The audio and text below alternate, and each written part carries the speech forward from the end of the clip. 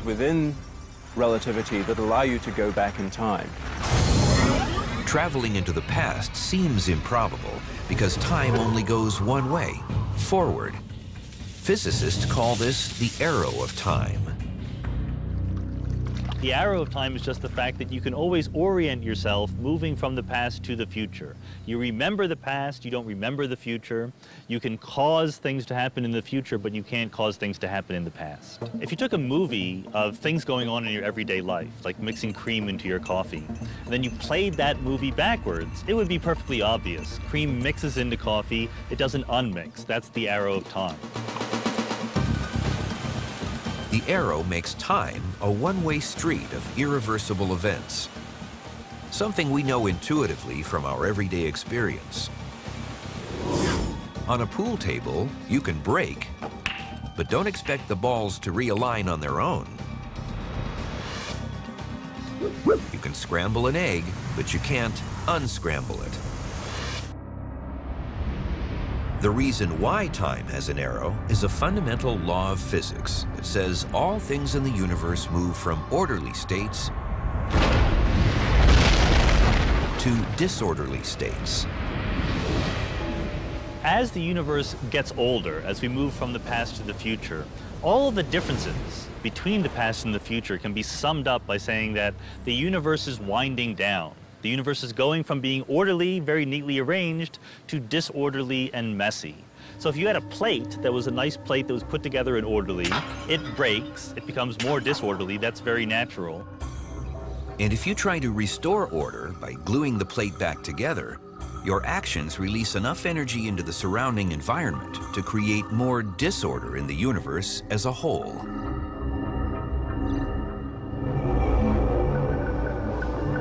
But the arrow of time can be bent in extreme conditions. It all goes back to Einstein's theory of relativity. Einstein showed that the gravity of massive objects like planets, stars, black holes can actually cause space itself to bend. More amazing than that, he showed that space and time are actually linked into a single something he called space-time. This means that whenever space is warped, so is time. And nothing in the universe can bend space-time more than the supergravity of a black hole.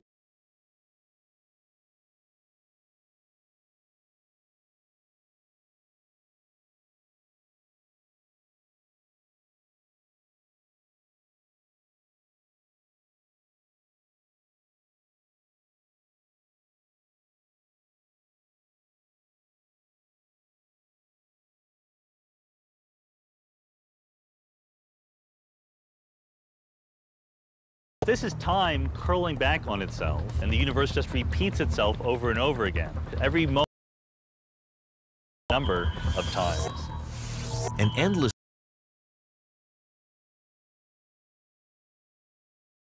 But suppose a time traveler can land in the. In that case, there are other roadblocks. Inconsistencies or paradoxes that pop up when we start meddling with the past. A famous example of the kind of inconsistency you can get with time travel is called the grandfather paradox.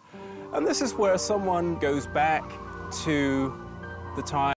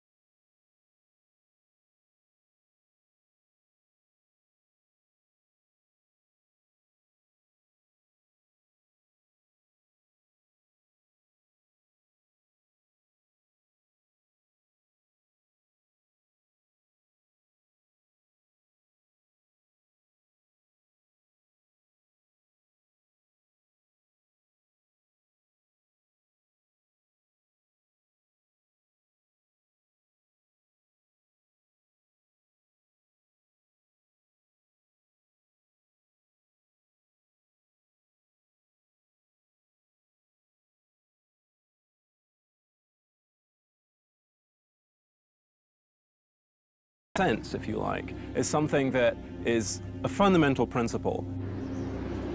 Physicists have come up with at least 3 ways that nature might act to prevent time travel paradoxes. The first is simple. Nature prevents paradoxes by making time travel into the past impossible. In other words, it can't be done.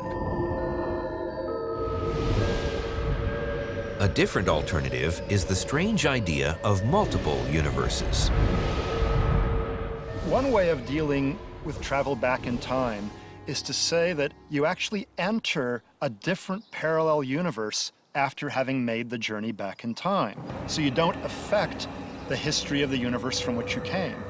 In effect, anything that can happen will happen. But the way it happens is by entering a parallel universe. Pretty bizarre thought. A third solution to the paradox problem is the notion that if time travel is possible, you just won't be able to change the past when you get there. The science behind this can be illustrated by reducing the problem to the simplest situation you can think of. For example, balls on a pool table. Let's set up a pool table that's like a time machine. If a ball enters one pocket, it travels through a wormhole and can exit another pocket before it entered the first pocket. So it's a time machine. So now suppose the ball really does go through the first pocket, emerges before it entered, and then hits itself before it entered the first pocket. That would deflect it, preventing it from entering the first pocket, and thus preventing it from having exited the second pocket and done the deflection in the first place. So it's a paradox. However, the idea of self-consistent solutions gives us a way out of this paradox. Suppose that the ball exiting the second pocket can only hit itself in such a way as to deflect it into the first pocket. Then the whole loop is self-consistent. There's no paradox. We think that nature always somehow manages to choose the solution that provides self-consistency. In other words, you always get a solution that does not produce a paradox. If that's the case, and Clifford Johnson were able to travel to the year 1937, he might be able to meet his grandfather. But despite his best efforts, nothing he does would alter the fact that somehow his grandfather will meet his grandmother to allow Clifford to be born. One way or another, the universe will prevent him from changing history. But we don't have to worry about paradoxes when we travel forward, taking the arrow of time into the future. Traveling forward in time is the easiest thing in the world. Every minute, you move 1 minute forward in time. One thing we can do to change how we move forward in time relative to each other is to actually move at different velocities compared to each other. A time machine that takes us into the future is based on Einstein's discovery about time and speed.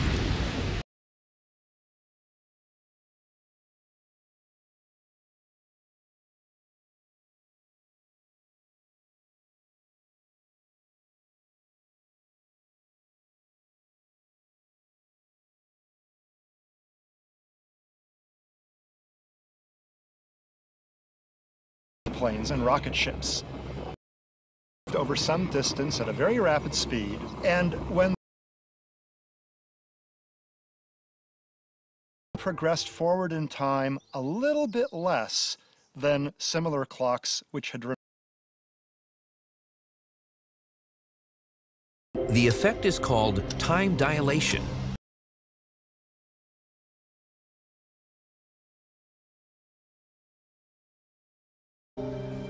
Russian cosmonaut Sergei Krikalev has logged more than 3 days in orbit, traveling 17,000 miles older in time travel. Look at him. He's about a 50th of a second slower in the amount of time that has passed for him compared to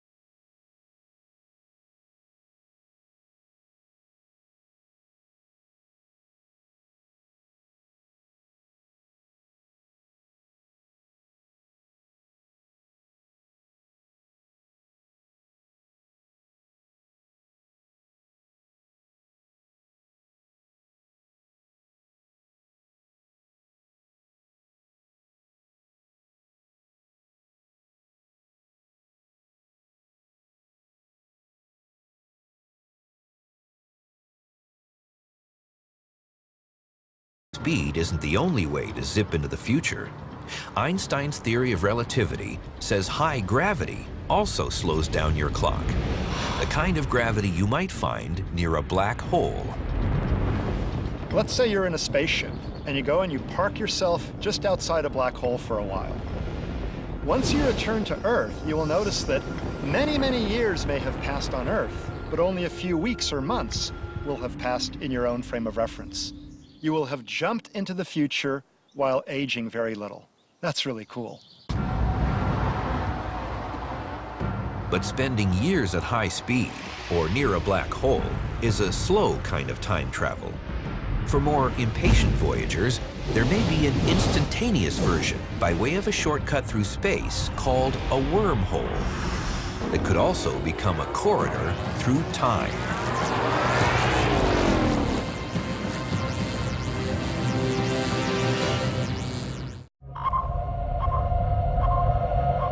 To conquer time travel, we have to tread a long path that takes us through bizarre theories and incredibly complex technology toward a goal that will one day make starships into time machines.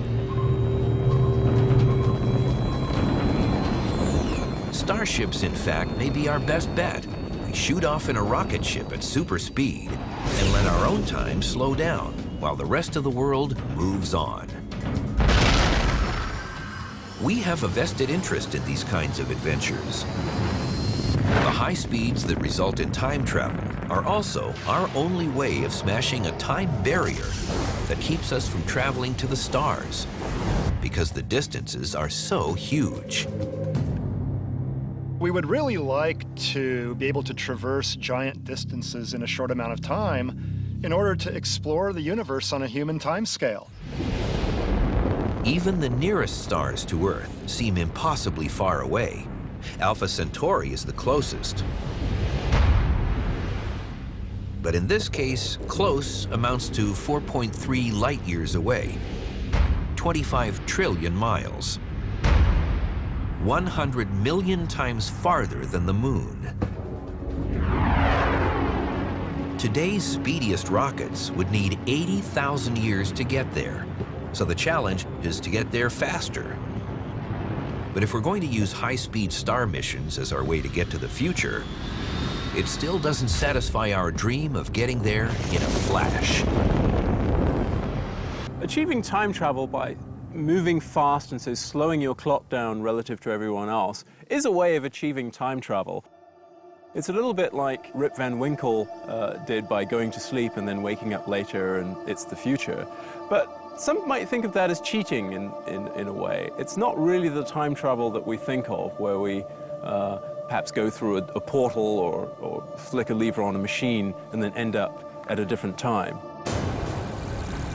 Physicists did important theoretical work on instantaneous time travel in the 1980s, while helping Carl Sagan, who was writing his novel Contact.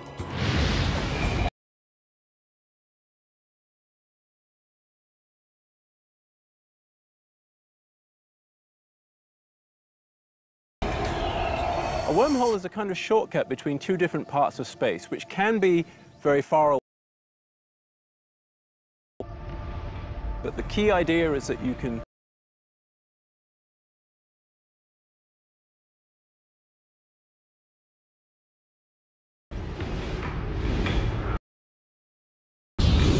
In Contact scenarios, wormholes are used as tunnels to travel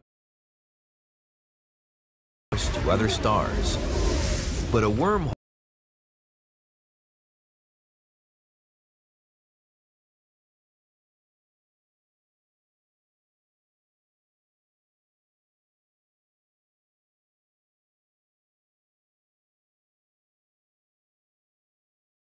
is a great ingredient for constructing a time machine.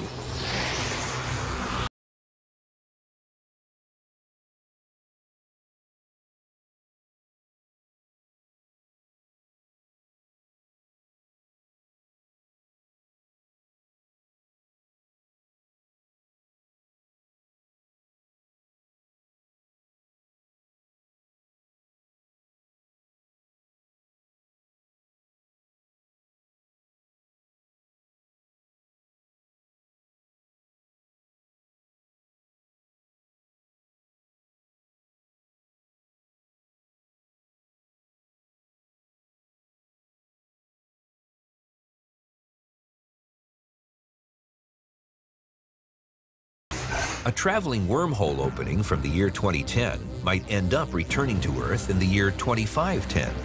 Because its clock was so slow, it aged very little, while the rest of the world aged 500 years. So now if I walk into the end of the wormhole that's in the past, the end that didn't go on the rocket ship, I can come out the other end and I'd be in the future. Although each step of this scenario might be really hard to achieve with any technology we can imagine, it's all internally consistent in the laws of gravity and space and time that we understand so far. So that wormhole time machine is, we would say, a consistent solution of the equations of space and time. The wormhole time machine would work in reverse, too, making time travel theoretically possible from the future back into the past, where you started.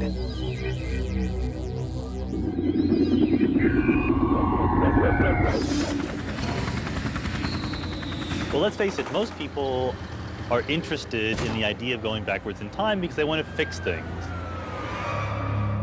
The interesting thing is, though, that we can, using the laws of physics, at least explore what it would be like to travel backwards in time. And although we're preoccupied with time machines, it may be that time travel is possible through wormholes that are natural in origin. Another possibility, if we can't make time machines, is that maybe nature has already made them, and we just have to discover them. What could have happened is that in the very early universe, the nature of space and time was already twisted up in such a way that some of that got frozen in, leaving time loops that we might be able to use as time machines sometime in the future. So it's an interesting possibility that we don't actually have to create these things. But what if we are left to our own resources? Can we build a time machine at all? If theory says a wormhole is the way to go, then what does it take to make one? Wormholes are speculative ideas. We can write down the equations that describe them. We don't expect to bump into one in astronomy or anything like that, but we could be surprised. Where we do expect wormholes to exist is at the sub-microscopic level, where space and time are fluctuating wildly. So what people imagine is somehow capturing a microscopic wormhole and growing it to a larger size. We don't know if that's possible. We have no idea how to do that, but that's probably what it would take if you wanted a big-sized wormhole. The technology we need to manipulate a wormhole may seem impossibly remote.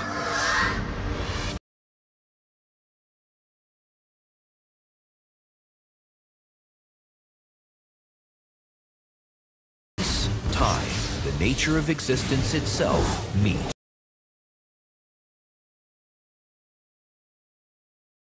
Ever man.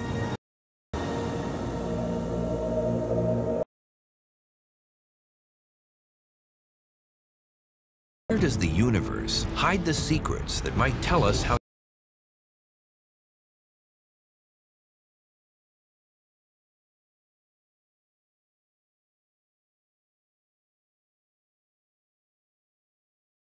technology that might make space travel and time travel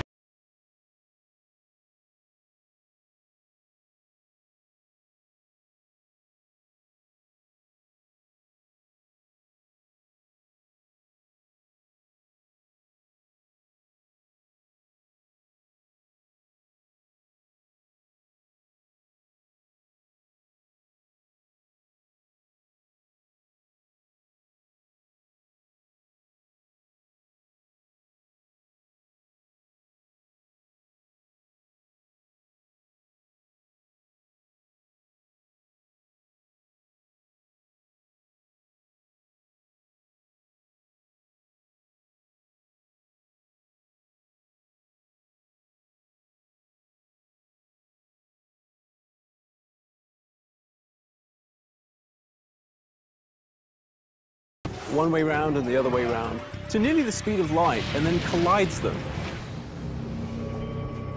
The collider went operational in November 2009. And as scientists ramped up the power, the energy in its collisions was increased almost tenfold by March 2010. And it will double that sometime after 2013.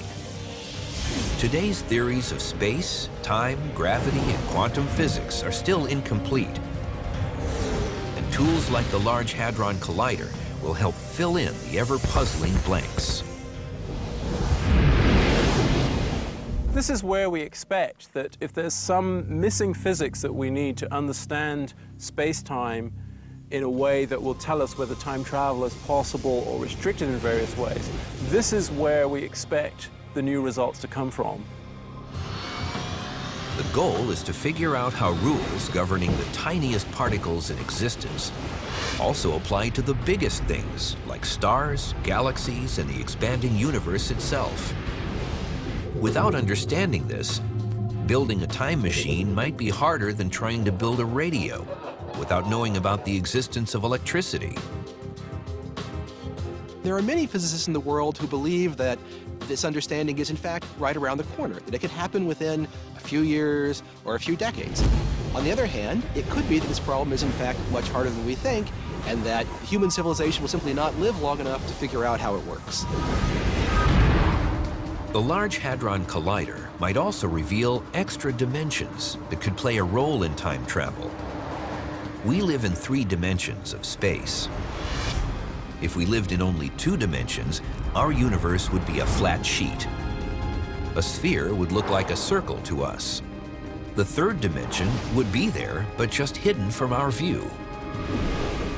If dimensions other than our familiar 3 are really there, they too are hidden. If we were to find experimental evidence for the existence of other dimensions, and if we were to be able to explore the meaning of these other dimensions and see how they come about, it could be that far, far in the future, this new physics would be utilized to come up with some new form of travel that allows us to at least get close to the speed of light barrier, if not surpass it. Getting close to light speed may be the most promising way to travel in time by slowing down our clocks. In this respect, the Large Hadron Collider is leading the way, even if its first step is an extremely small one. The Large Hadron Collider is 17 miles around, and it accelerates protons to nearly the speed of light. If you wanted to do that, but with human beings, a rough calculation shows you'd have to scale it up to 1,000 light years around in order to do the same thing. This is like saying that the spacecraft, powerful enough to carry us to the stars at that speed, would be bigger than the distance we need to travel. Big enough, in fact, to enclose the nearest 100,000 stars. Back on Earth, the physics of light speed and beyond meets surf culture on the beach in Malibu, California. Richard Obusi is one of the few physicists who have worked on the concept of faster-than-light warp drive. A warp ship, he says, rides a wave-like ripple of warped space, almost as a surfer rides a wave of water. A great analogy is with that of a surfer riding a wave of seawater. So just as the wave behind it sort of rises up and pushes this surfer through the ocean, I think that's a great analogy with how a spacecraft is mutually pulled and pushed through the fabric of space. The idea is based in part on the fact that space in the universe is expanding. If we can make it expand at will, we may be able to propel a warp ship. We make space expand behind the ship and make it contract in front. The wave of warped space moves through the universe faster than light, while inside a so-called warp bubble, the ship is a passenger, never violating Einstein's rule against exceeding the speed of light. While warp drive is mostly science fiction at this point, there is some physics behind it. Mexican physicist Miguel Alcubierre worked out the complex math to support it in 1994. Unfortunately, there's nothing in the math that tells us how to do it.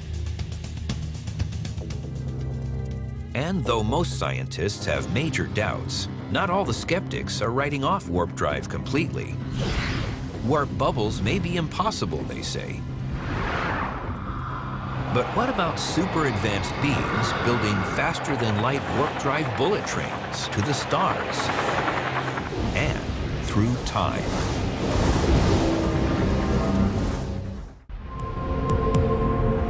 In searching for the secrets of time travel, we inevitably meet the idea of warp drive or other strategies for traveling faster than light. It's the most sought-after solution to the dream of star travel and potentially turning any spaceship into a time machine. The most optimistic views of the future paint a picture of spaceships riding warp bubbles as easily as expert surfers catch waves off the beaches of Earth. But even optimistic physicists must face some harsh realities.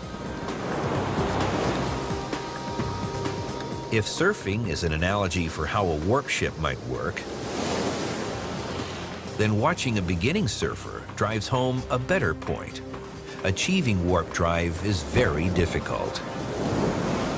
This morning, I had my first surfing lesson and had this idea that in some sense we were going to be able to manipulate in some sense nature, and that I was going to be able to ride this wave, and it was going to carry me at great velocities across the ocean. But the reality is that the ocean manipulated me. It was far harder to control than I originally anticipated.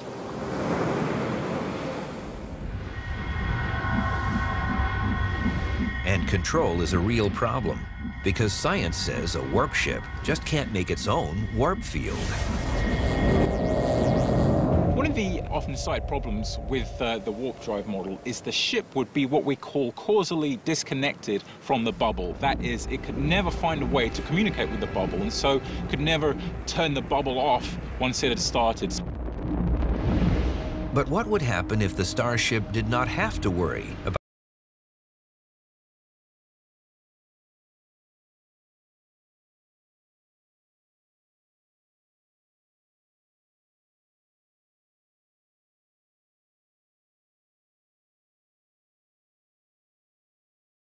warp tube, if you will, it might be able to ride some wave along to the end. a bullet train to the stars? Its passengers might travel light. Whoever it appears at sublight speeds to build it and use more energy than we can imagine. We would probably need to harness at least the energy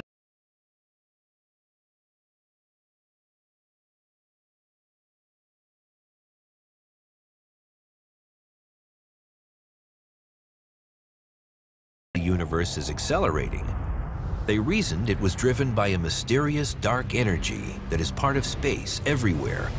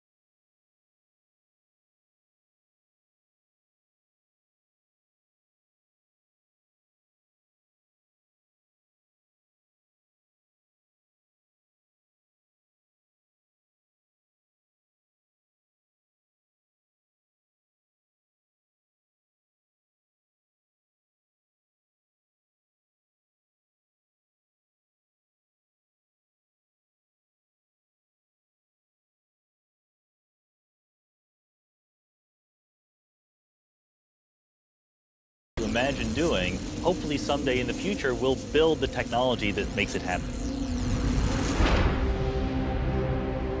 And as we've seen, that future may confront us very soon, as astronomers search for planets around stars outside the solar system. The closest star system to Earth has a binary pair of stars. Is that a good place to search for planets? That's just what Nicole of Oklahoma City, Oklahoma, wanted to ask the universe when she wrote, "Can planets exist in a binary star system?" Nicole, that's a really cool question.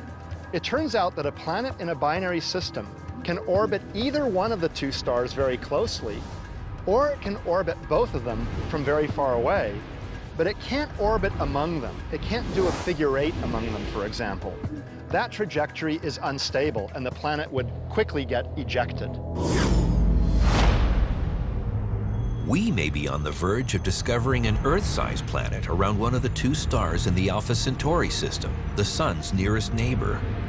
It would be a more compelling reason than ever before to explore the exotic science of high-speed space voyages and the time travel that goes with them.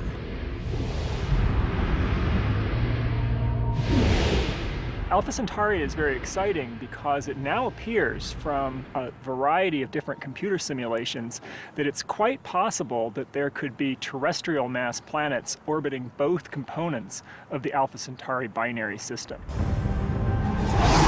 Alpha Centauri A and B are so distant they look like a single star from Earth.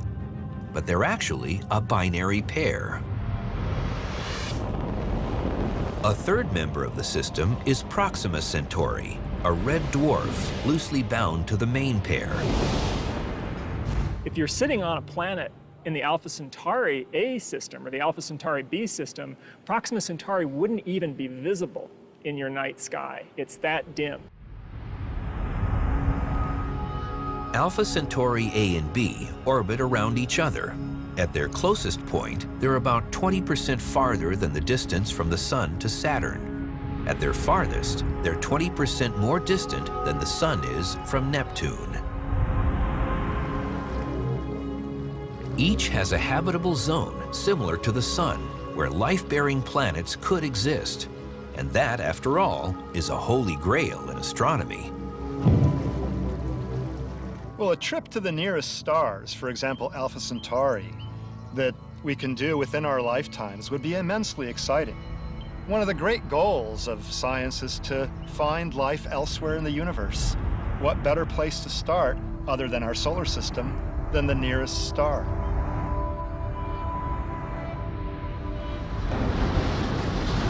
But now, space travel becomes time travel, as we set our sights on a mission that can be done under the laws of physics we know now.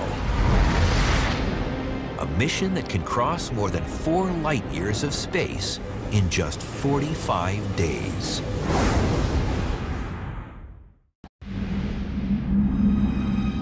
Our quest to unravel the mysteries of time now point us again to Alpha Centauri, the Sun's closest neighbor. It is the most likely first destination for a starship from Earth. A starship whose mission cannot avoid a component of time travel.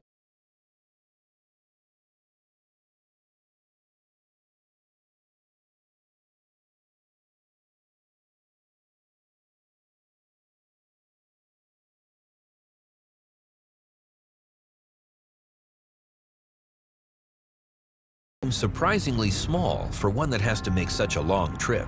How can it hold enough supplies to support a crew for the duration? It can because it is not only a starship, it is also a time machine.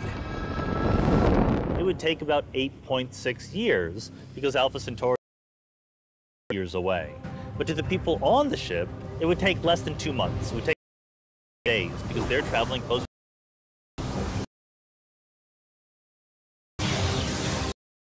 Astronauts would also have to overcome the acceleration in quick, otherwise slowly.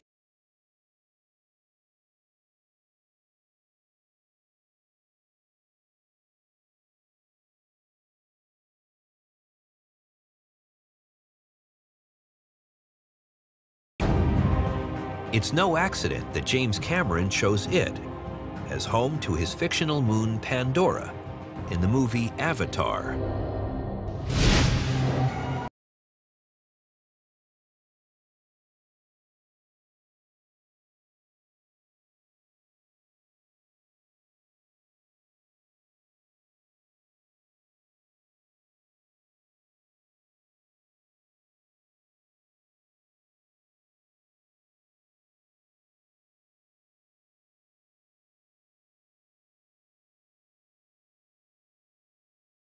Search requires a very dedicated effort. It's not something that you can accomplish in a few nights at a telescope. It's hard enough to separate the two main stars of Alpha Centauri in a space photograph. Trying to see an Earth-sized planet around one of them is, at the moment, impossible. The best shot we have is to find the planet by the wobble method, detecting a star's subtle back and forth motion caused by the tiny gravitational tug any planet would have on it. Like time travel, it seems almost undoable. The back and forth wobble that we need to detect is incredibly small.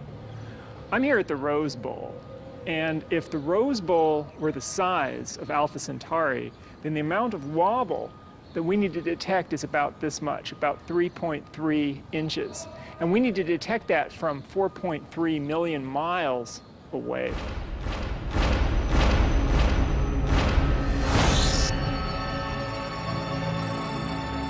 Alpha Centauri b is slightly smaller than A, and the planet hunt is concentrated there, mostly because a smaller star will show more wobble and detection will be that much easier.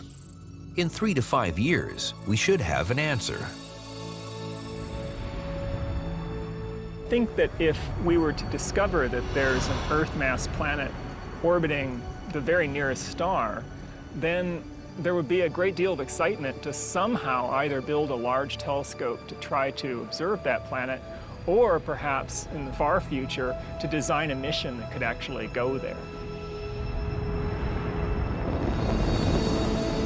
With the goal of our time travel quest identified, we can imagine our spacecraft in Earth orbit about to leave on the first mission to Alpha Centauri. The ship's high speed propels it into time machine mode, slowing its clock so its passengers approach Alpha Centauri in 3 to 4 weeks. Seeing things up close no human has ever seen before. First up, a stellar flare from the red dwarf Proxima Centauri. On the outskirts of the triple system, it is the closest of the three to the Sun. Proxima Centauri is prone to these sudden outbursts that can cause it to brighten up by a factor of 4 or 5 over the course of just a day and then fade back just as quickly. So you might be in for some real fireworks as you pass by Proxima Centauri. As we come within the triple star system, we might imagine swinging past Alpha Centauri A and using gravity assist to send us in a direction of Alpha Centauri B. The sister Earth at the ship's destination is the ultimate goal, and the travelers will be anxious to explore it and search for life.